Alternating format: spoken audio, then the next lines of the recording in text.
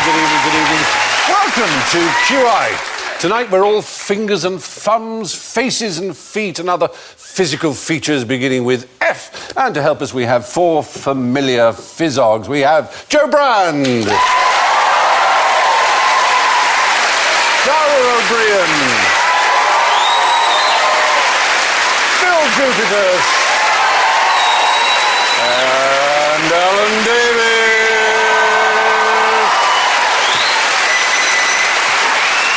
So it's fingers at the ready, please. Let's face the music and buzz. Phill goes. 20 tiny fingers, 20 tiny toes.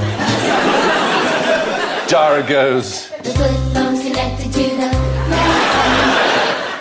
Oh, very good. Joe goes. It's a not so bad. It's a not so place. Shut up with your face. Oh, and Alan goes. This little pig said wee, wee, wee, all the way home.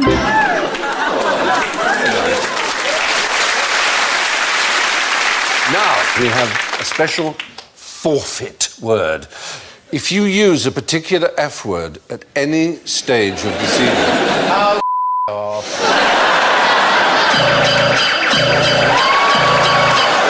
It was almost like a subtle double bluff that it couldn't possibly be that word. It was. So there's your forfeit, I'm afraid. Now, Alan, do you enjoy fargling? Am I fargling now? No, I hope you're about to. They're fargling. F-A-R-G-L-I-N-G. Is it a foreign word for saying amusing things? It's an American word that's sometimes used for a game that involves your hands and fingers. Rock, paper, scissors. Yes! Paper, scissors, stone, or rock, paper, scissors. We're going to play it tonight because anytime any one of you gets a forfeit, you have a chance to go double or quits with paper, scissors, stone. But, Stephen, I can only get a forfeit if I say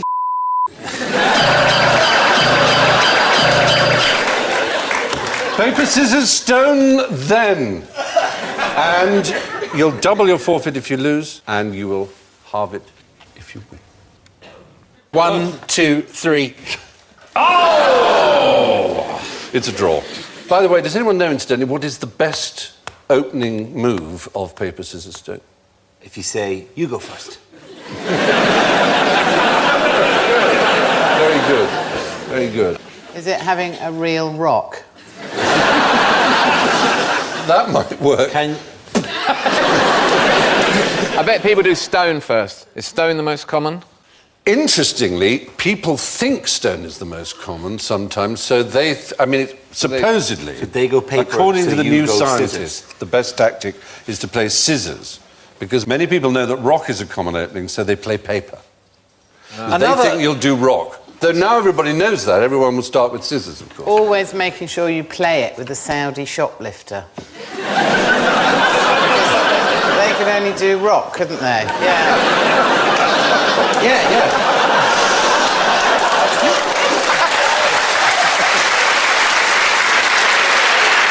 Yes, exactly. Avoid playing it with Abu Hamza, because then you... Abu Hamza can't do... Abu Hamza can only do question mark. Rock, paper, quizzical expression. He can do question mark corkscrew and a thing for digging stones out of horses' hooves. He's not a Swiss Army cleric. OK, now, in India and Indonesia, they don't use paper, scissors and stone. They use animals. Do you know what animals? Right, so they play elephant, Yes. cow, No. elephant, kestrel. Kestrel? Yeah. Does a kestrel carry off the elephant, or is the elephant eat the kestrel? Elephant covers kestrel. Kestrel eats ant. You've got two of them, amazingly. Ant, elephant, and dodo. Human. Human? Human. Elephant beats human. Right, OK, so that is the mime for elephant, OK? Right. There's human. Yep. There's ant. Yeah. But which Okay. beats which? Elephant beats human is one. Ant Human beats elephant. ant. Please tell me human beats ant. Yes, human does beat ant, but ant beats elephant. How does ant beat elephant? They're scary. In the same way that mice supposedly frighten elephants, ants frighten elephants. They go, No, they don't. well, they're said to. All right, suspend disbelief. Yeah, because after all, paper doesn't really beat stone, does it? But it does in the game. That's an engineering question I'm not prepared to answer. Fair enough. There you are. That's Fargling for you. Now, right, from fingers to facial features. We're going to try a scientific experiment now. So you all have a pencil in front of you, I hope. I'd like Phill and Dara to put the pencil between your teeth. Actually, if you would. That's it. Thank you. OK. Tight between your teeth. Would you rather we had a ball gag, Steve?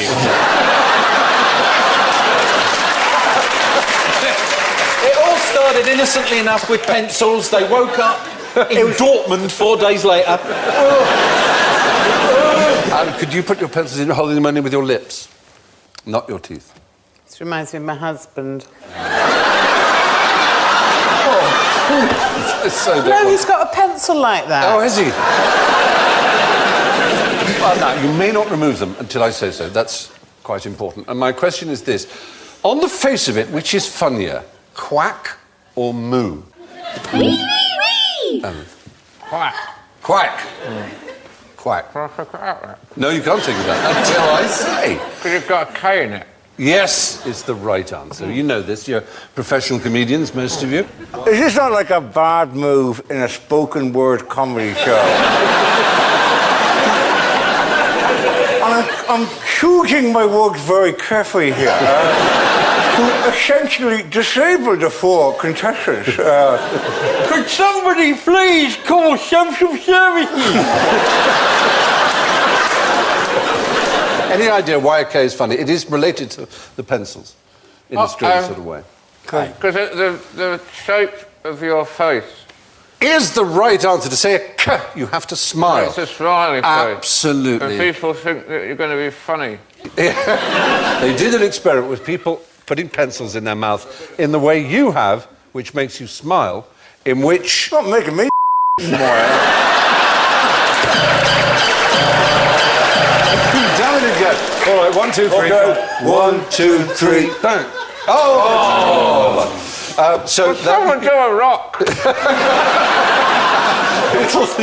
Take Do your a rock? Do a rock? What's a rock? I can hardly do a kicker. I can do a kicker. Oh, paper. A rock. You can take your pencils out of your mouth. No, I like it. I'm keeping it for the rest of the show. Very good. Still put a pencil in your mouth. Let's see how the rest of the series goes. Oh, very well. Read your bed now, Fry. According to psychologists, words containing the letter K are the funniest because they force you to smile. It's called facial feedback. What else can you tell us about a duck's quack? Is there anything interesting about a duck's quack?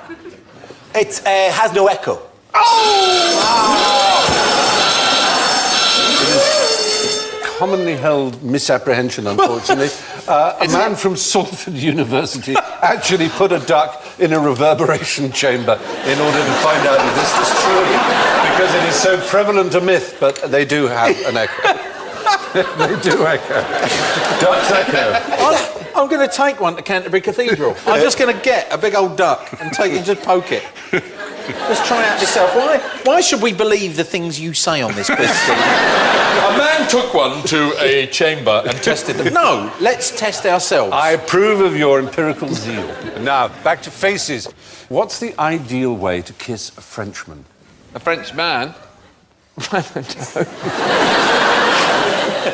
With their consent. Very well put. He's a nice young man. I really mean just as a greeting in the way that French and European people do. Yes. How many? 2 in Paris, 3 in rural France, and if you go to very rural France, it can be kiss, kiss, kiss, kiss. You can do it Yeah, 4 very times. good. I will give you your points there. I have it as 2 in central and southern France and 4 in the northern country parts, Britain. Well, I and clearly Normandy. found an There may be intermediate a place 3. with it, like a 3, 3, certainly. yeah. 3 is 2 in Belgium and Holland. Yes, you're absolutely right. They always do 3 And there. now the snogging forecast for in France. As you Brittany, 1, some saliva. Paris, 2, occasional tongue. With outlying areas, 4, some pregnancy. Yes. And 5 is Corsica, I suppose. Surely they don't kiss each other 5 times, do they? They really have little to do in Corsica, do they? Can you tell me what sort of person kisses 5 times? Of course I can. I'm sorry. I'm very sorry. I think you might have to go now. Yeah. But at least they know what it is. I mean, I don't know what it is here. If you're unsure about whether to do 1 cheek or 2, the best way to deal with it is to cut their genitals while you're doing it. And they won't mind how many kisses. They won't even be thinking about it. Cut their genitals.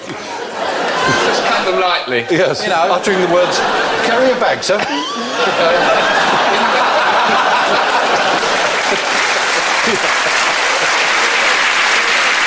In America, it's strictly 1 cheek. They're very baffled by Europeans doing any more than 1. And it's just a minefield. You bump noses, you bump glasses, because you go to the wrong side. You go to the right first or the left.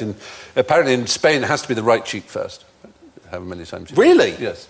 So what happens if you go for the left first? There'll be a disgrace upon your family. In 1819, a German travel guide to London said the kiss of friendship between men is strictly avoided in Britain, as inclining towards the sin regarded in England as more abominable than any other. Yeah. Q barging, presumably. That or sodomy. They're the top 2, aren't they? Yeah, really. Sodomy, particularly if it's a Q for sodomy. Yes. Cut in. Yeah. Don't cut in on the buggery line. Excuse me. Jew next. Thank you very much. Man, I thought the Northern Line was bad, but the buggery line, wow. Oh, dear. No seats! Oh, Jesus. Now, to another set of people who like to kiss one another, what can you tell about a footballer from the size of his fingers? Joe. Is it his position on the WAG penetration index? My goodness me. Very good. Right, hang on. There's always something about the index being longer than the one on the other side of the... Yes, you're right. It's the ratio between fingers 2 and 4 is known as the 2D and 4D. It's actually kind of difficult to do the ratio between fingers 2 and 4 without being incredibly rude to whoever happens to be in there at the same time. Well, there's an academic, and isn't there always, who has devoted 35 years of his academic life to determining things about humans on the basis of the ratio of the lengths of their... something to do with what testosterone and estrogen do to your finger lengths seems to be important, and his name is Dr. John Manning of the University of Liverpool. Did he take the duck into the echo chamber? He wasn't the same. That sounds so much like a euphemism, I don't know where. Is this the cue for taking the duck into the echo chamber? Is it true that there's so much estrogen in the water supply now that we're being rendered impotent and lots more people are now turning gay? No, that's just you.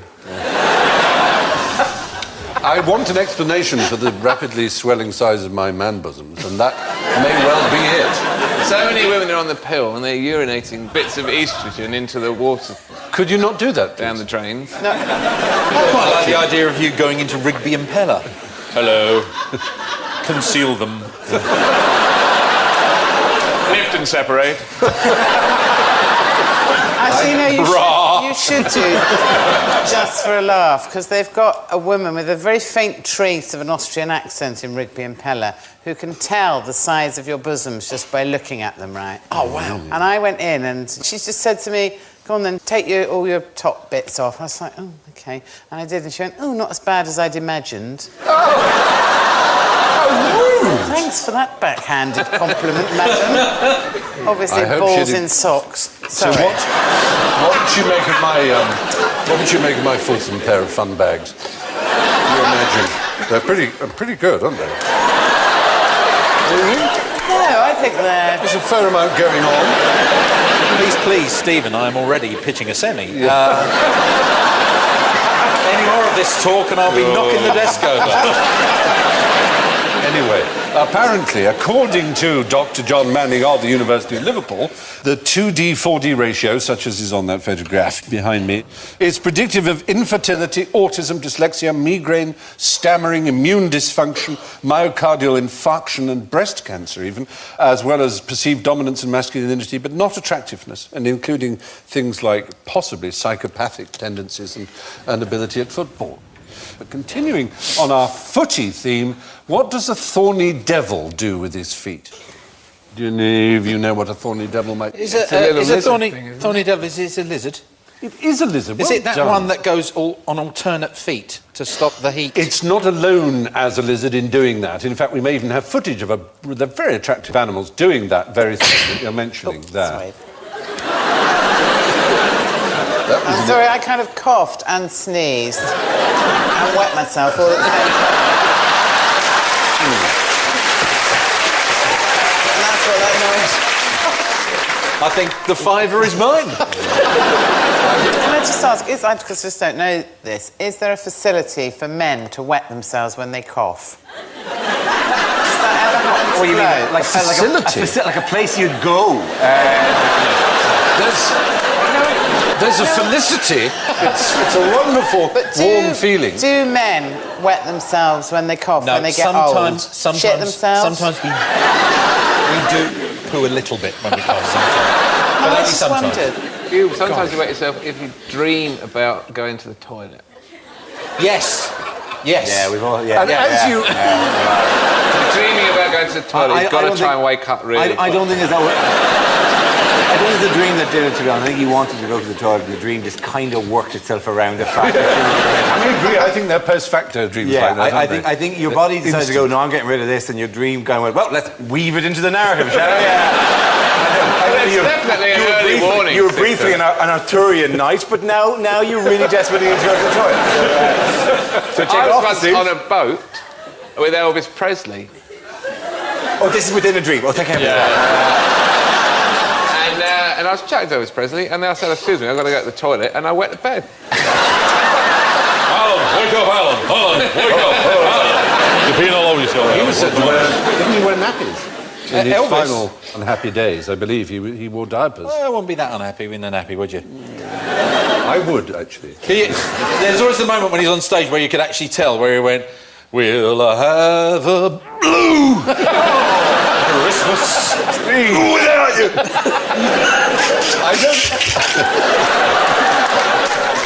Since my baby left me, did found a new place to go. I don't know the answer. All I do know is, as you age, you tend to wear pale trousers less and less, so that you don't reveal the dot of shame. One thing though, here's an interesting fact from, I know some urologists by marriage. There is a thing, when you go in, if you tinkle at night, I'm not sure if there's a forfeit if I said any more harshly than that, there is a bit of the urethra which actually curves down before it goes back. So some of your little business will get caught there, and that's why you go to the toilet at night and you go, oh bugger, and then you turn around and go back in again. A lot of people do that, and they go back in again to have a little bit more, and it's because it's been expelled by the bladder but caught in a little U shape within you. So what you're supposed to do is reach in and just give yourself a bit of a hoi. The noise is optional. Where are you hoying? You're hoying. Go all the way down and around the perineum. down around the back, but not too far. Then you're hoiking the wrong thing. And 2 days after that dinner party, Dara's mates are going, not going to believe what I told him to do.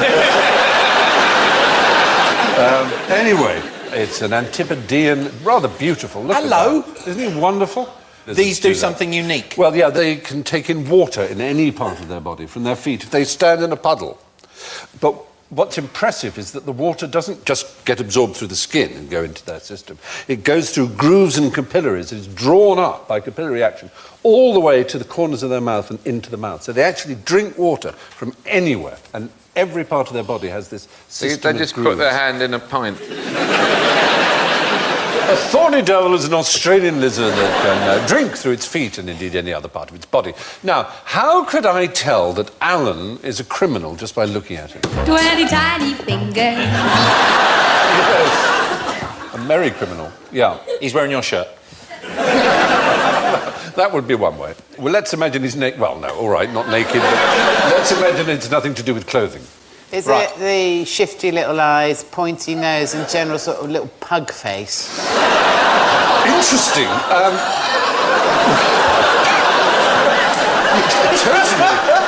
A totally unfair reading. Never seen you happier. Never been happier. The happiest I've ever seen you. That one's been building up for over 20 years. Not letting this one out on telly. Out of that bottle, One day I'm really going to tell you what I think of it. When will that opportunity arrive? Go on. Is this like the phrenology? Well, in fact, I have a I've got a phrenological head. Everyone has one of these. Everyone has one of these. This is a copy of the original. In the Melbourne jail, they've got casts of Ned Kelly and all the murderers. Absolutely, because in the 19th century, not only phrenology, but of the face, physiognomy, the art of reading character through the face was taken terribly seriously. Is it his ears? Something to do with his ears? Nose. Well, I'll tell you, the father of physiognomy was, of course, one of Alan's best friends, Aristotle. According to what he said about the face and character, your curly hair signifies someone who is dull of apprehension, soon angry and given to lying and mischief. Cool, and you thought Joe was bad? Yeah. The distance between your eyebrows, as worked out by the QI elves, is that you are hard-hearted, envious, close and cunning, addicted to cruelty more than love. Oh. Dara. Yes? He who has a large, full forehead and a little round withal, destitute of hair, or at least that has little on it, is bold, malicious, high-spirited, full of choler, apt to transgress beyond bounds, and yet of good wit and very apprehensive. There you are. You threw me a little bun there at the end, didn't you? Yes. It was like, you are a scumbag, scumbag, scumbag, scumbag, couple of gags, scumbag, scumbag, essentially. Exactly, basically. Whereas Phill, he whose hair groweth thick on his temples and his brow is by nature simple, vain, luxurious, lustful, credulous, clownish in his speech and conversation, and double chin shows a peaceable disposition, but Think on. vain, credulous, a great supplanter, and secret in all your actions. And not to mention peckish. Yeah. Well, there is that. Joe, one whose hair is of reddish complexion, is for the most part, if But not it's always, hair dye. proud, deceitful, detracting, venerous, and full of envy. Venerous. Yes, as in venereal, sort of. Disease. Yes, to do with.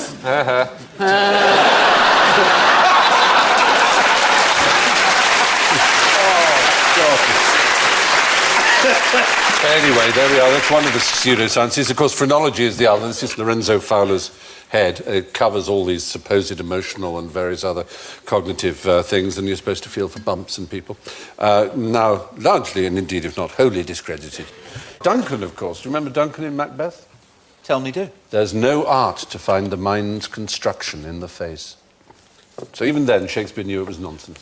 A huge If only silence Shakespeare fell. had said something about the duck's echo. Could have saved everybody a lot of time. You saved one trip to the chamber. Stop, Horatio, take yon duck into the cathedral and there make it sound off. She quacked. Well, yes. Does the reply come back from Brother Warlove? She quacketh not. That would be duff.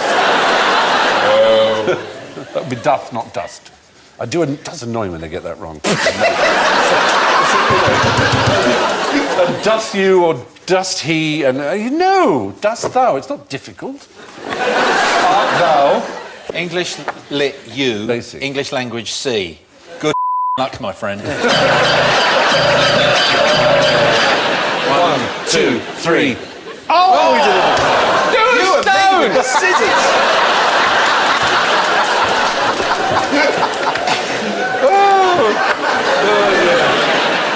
Now, how would you describe the famous Thatcher effect? Yes, you get the country to bend over and you give it one until its eyes water. It was great, actually, when she became Lady Thatcher, because then she sounded like a device for removing pubic hair, didn't she? And you couldn't take her seriously after that, could you? It's true! Absolutely.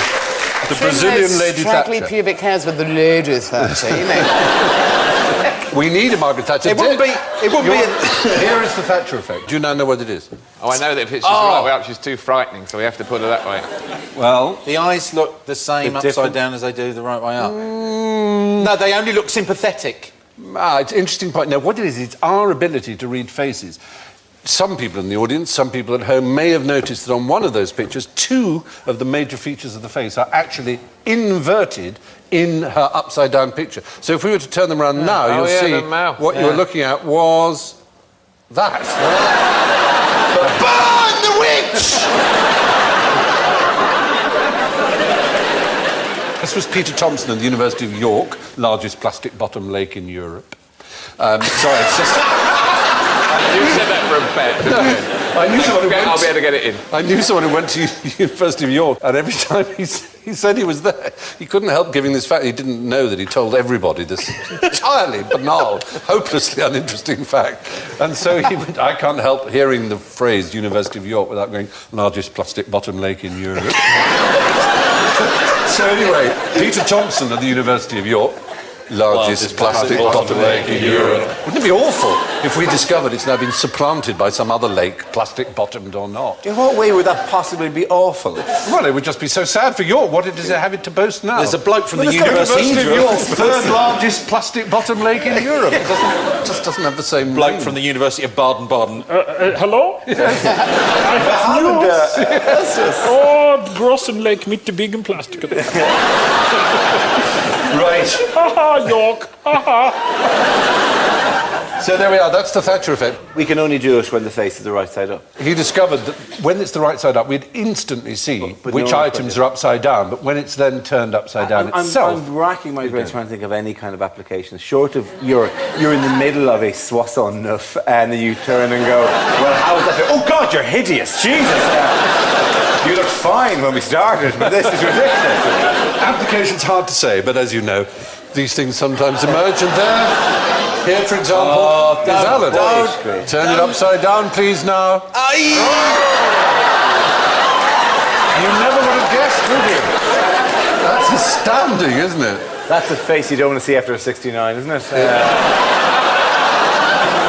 a real worry. Facial recognition is indeed a natural human instinct. We see faces everywhere in cloud formations and so on. Here are some little examples. Perhaps you can tell me what you think the faces are. They're always, by the way, Jesus or Mary. Well, these that's things, right. Yeah. The middle one is a Virgin Mary and a piece of toast. Actually, most people see Marlene Dietrich in the middle one. Yeah. If you look closely, I think it does look like Marlene. On the left, The moon. it's actually Mars. And people see, yes, the Madonna or something in there. And on the right, Jesus. You can only say Jesus like that when you say the baby before. I know, The it's usually baby equal baby Jesus. Jesus. Baby Jeebus. Baby Jeebus, yeah. Oh, Baby Jeebus. Yeah. My saviour, actually. You make Richard Dawkins look like a Buddhist.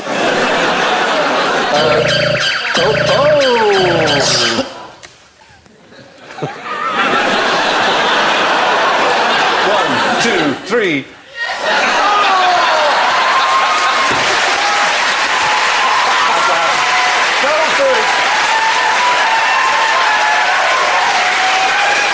Thank you, Jesus. Thank you. But the Thatcher effect makes it difficult for one to detect inverted features in an upside-down face. Now, here's an equally famous face, but what happened to her eyebrows? Tell me. They got repaired. It was shaved off on a hen weekend.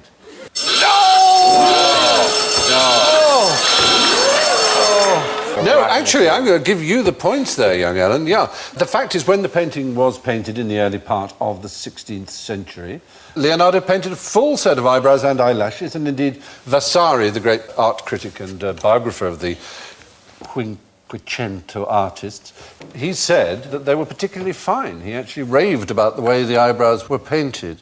But successive restorations had them worn off. They're now visible in X-ray, so it's provable that they were there. So when I go to the Louvre Yes. to see the great work, I'm not getting my full money's worth. Is that It's behind glass. Could you not, paint onto the glass, just like a Groucho Marx set of eyebrows that you could, Which was done in terms of a moustache and beard by Marcel Duchamp did that famous little moustache, and it had a weird nickname. You have to speak French for this, but it was called LHOOQ, which, if you say it in French, means she's got a hot ass.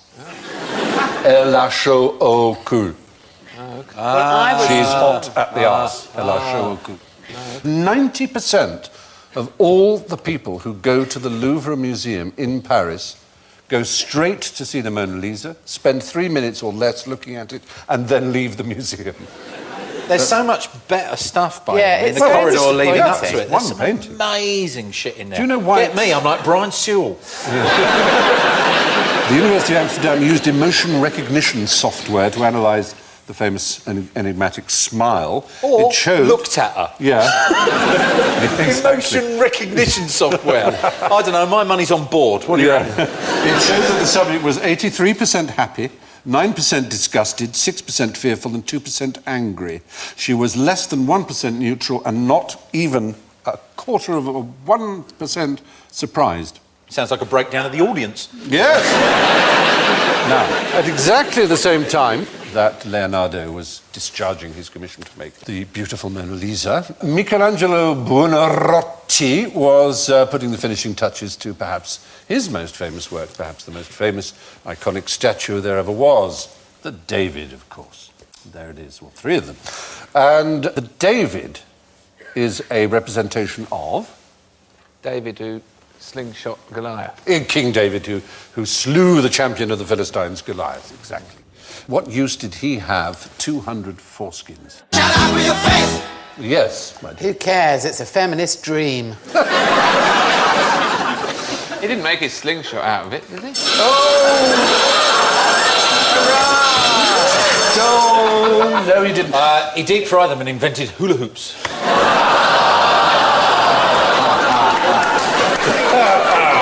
We said calamari there as well. There was a rabbi who saved up all the foreskins for all his the moil, you know, the brists, and he dried them. He made a wallet out of them. Yeah, but it was amazing. If you stroked it, it became a briefcase. Hey, no! Sure. You keep that up, kid. I'll have you playing the big rooms. Anyway, no, this is... we're biblical here. Who was David's great patron, and whom did he actually then succeed as king of Israel, king of Judea? Saul. Saul, King Saul, very good. Saul was, as kings did in the Bible, grew very jealous of David, although he was the one who brought him up from shepherd boy to great general. I was going to say shepherd's bush. Did he come from shepherd's bush? David Ben Jesse. I can't slay these, Father. What are you thinking about? So Saul grew very jealous and basically wanted him slain in battle. So he said to him, you can marry my daughter, but as a dowry I want 100 foreskins from Gentile Philistines. And he went into battle. He got 200, would you believe? Then Saul gave him his daughter Michal in marriage, which is unfortunate end of the bargain, but there you are. But once he's got the 100, why did he then think, I might just get another 100? 101. Oh, come on, another one. Yeah. No, you can't. They are very Moorish. Couldn't you just... They really are. They are. They're like chocolate hobnobs. You can't. Anyway, let's put our best foot forward into the final furlong of general ignorance. So be careful not to put your foot in it, but put your fingers on the mushroomoids. And where would you find the world's largest organ? Wee, wee, wee! Yes. In a cathedral somewhere like St. Peter's in Rome, maybe, or somewhere, or Seville, or some huge cathedral. That's a good answer, but not the sort of correct organ? one. No, not that right. sort of- Blue whale.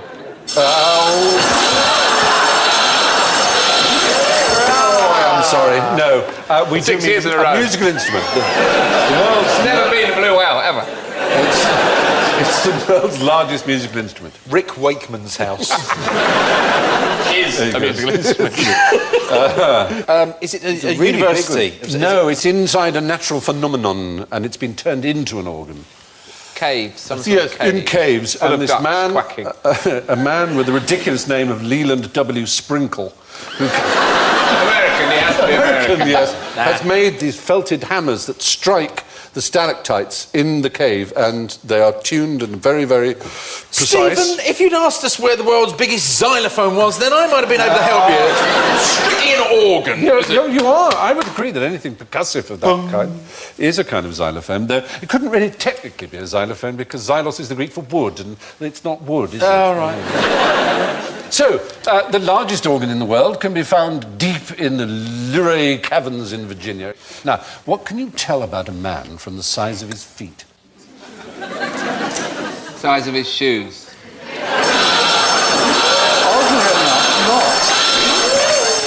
That's not just because we thought people would say that. It's genuinely not true. Most people wear the wrong size shoes. And that sounds bizarre, but apparently that's true. Because they're unaware of how their feet change size over time. I'm sorry that isn't true, because I have size 13 feet, but it isn't apparently true in all cases. Apparently the size of your hands is in proportion to the size of your feet, though there are many other views. One is that your foot size is the same from the point of your elbow to your arm. It's exactly that. Why do people think that your cock's to do with your foot size? It was a rumour started by clowns.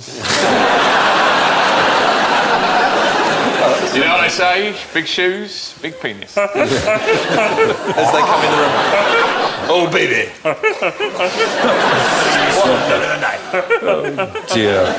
What do we measure feet in Britain? Obviously, the 1, 2, 3. What is that? You measure them in a little slidey thing. Yeah, but what is the unit? A fraction of the slidey thing. Yes. It's called a barleycorn. It's a third of an inch. Barleycorn? A barleycorn is each one. So if you're a size 12, you're a barleycorn bigger than size 11, or 2 barleycorns bigger than a size 10. Why do they ever tell you that down the shoe shop? I think they probably are not aware of the fact. If I go into Dulcis tomorrow and go, good vendor of shoes, how many barleycorns am I this fine day? And then I point my foot at them, I'm going to get short-changed at Lakeside. I have size 13 feet as well, which is an absolute plague because most shoe production goes up to 11, maybe possibly 12 when you go into shops. So every time I go in, I go, do you have them in anything in size 13? I get a speech where they go, you might find it difficult to find shoes in that size. And you do look at them and go, really? Because this is the first day I've had size 13. Yesterday, I had size, a birthday present. I had size 9, and then I played poker with the witch. Hideously wrong, and now I've got these things. But thank you for setting me straight. Do they not go, good sir, you're a barleycorn too far for this shop, We'll not have enough barleycorns. Onwards to Big Ron's Freak Foot Outlet, where the clowns buy their shoes. Listen for that. Come in, you are welcome here. Titchy feet. Behave yourselves. Now, good. Shoes. So, how many muscles are there, incidentally, in your fingers? How many? 20 tiny fingers. One if you play your cards right.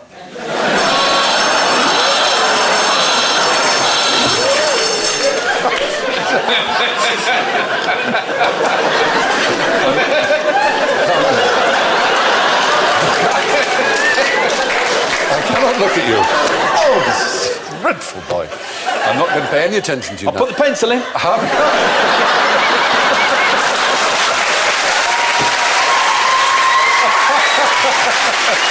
Oh, Lord bless you. Oh, Richard Fry. You're so dirty. None. None is the right answer, thank you. There are no muscles in your fingers. Only tendons. The muscles are in the hand and in the forearm that control your fingers. In fact, a way of showing, if you do a sort of spidery thing and then pull in your middle finger like that, do that. All right? Now lift your thumb, tap it up, tap it, tap your little finger, tap your index finger, now tap your ring finger. You can't move it at all. Like all the fingers, it has no muscle. Oh, all it is, but it has a shared tendon with the middle finger, so it can't even move at all. That hurt there. Yeah, it's weird, isn't it? There you have a picture of the musculature of the hand and arm, and you can see there are no muscles there in the fingers. And lastly now, which is easier, smiling or frowning? Oh, smiling uses less muscles than frowning. not. Oh, dear, no. In fact, exactly way the around. opposite is true. It's the kind of thing people say in a banal manner to shopkeepers. You know, you less muscle to smile than to frown. I'm glad that's In not fact, true, because it's that's not really true. the most annoying thing that anyone's Isn't ever it? said. Exactly. In fact, Costs nothing. you use 12 muscles, 12 muscles to smile and only 11 to frown, How about this? as it happens. This is an enormous number of... Really difficult. Yeah. You look like that photo of yourself earlier. I'm using 23 muscles. Still 23.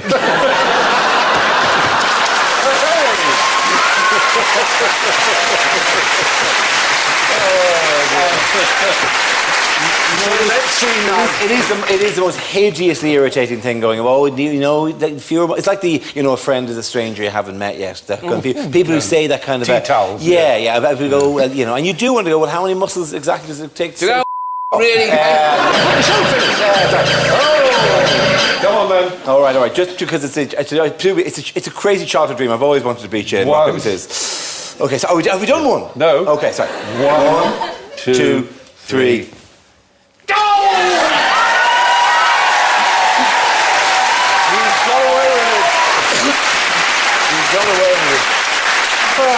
Well, no. I don't like it when you're standing, you might be thinking about something, you might be a bit pensive, you might be lost, and someone you don't know just comes and goes, cheer up. Oh, I know. Cheer up.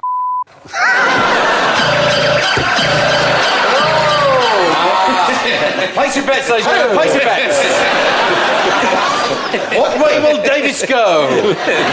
Current trend. He's been talking stone all night. He's been talking stone all night. You think it's going to be stone? All Going to right. be stone. How one, how two, how three, how whoa! Yes! Comprehensively. Let's see if these reversals of Cheer your up. forfeits have had any effect. So, who will be smiling when the scores are revealed? Let's have a look at them. In first place, with minus 24, it's Phill Jupitus.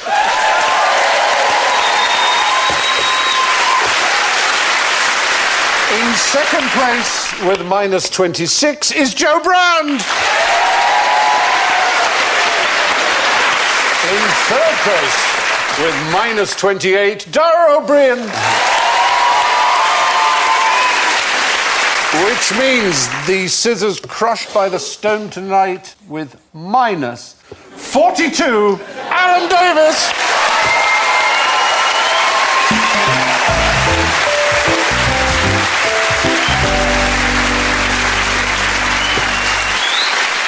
Anyway, it's thanks to Phill, Dara, Joe and Alan, and I leave you with this face-saving story. Abraham Lincoln was once accused of being two-faced, and he replied, if I were two-faced, do you think I'd be wearing this one? Thank you and good night.